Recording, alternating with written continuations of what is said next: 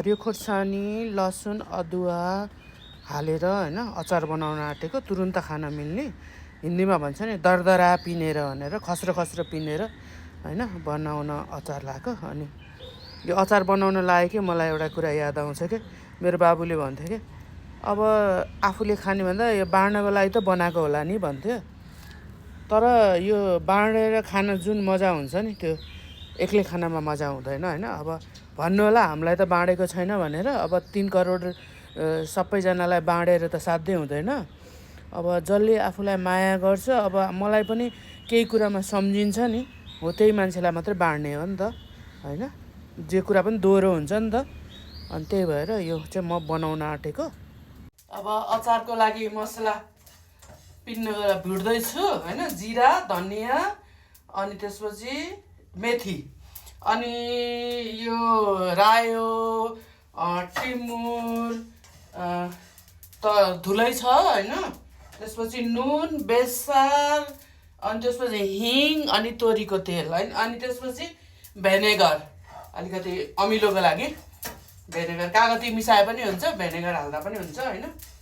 अनि अब यो भुटेर पिन्ने, यो पिनेकै मसला किनेर लिएर आएको। तर अचारको कलर राम्रो हुँदैन रहेछ कि कालो हुने। अब यो आफूले पिनेर बनायो भने चाहिँ कलर रातो हैन कलर आउने हैन। तर त्यो पिनेको मसलाले खासै हुँदैन रहेछ, राम्रो कलर चाहिँ नदेखिने कि कालो देखिने कि अचार।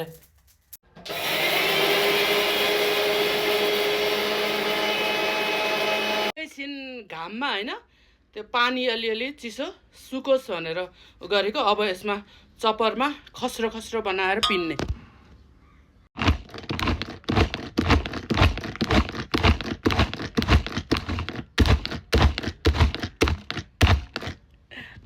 टिको खस्रो बनाउने। सुकेको खोर्सानी खानुभन्दा हरियो खोर्सानी खानु हेल्थको लागि राम्रो हुन्छ। यसरी अदुवा लसुन अनि खोर्सानी चपरमा यसरी गर्ने। अब रायोले चाहिँ अचार बिग्रिन दिँदैन।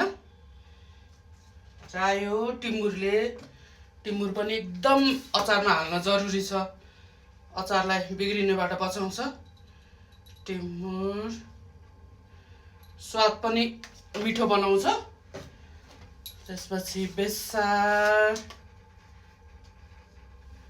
कलरको लागि र टेस्टको लागि।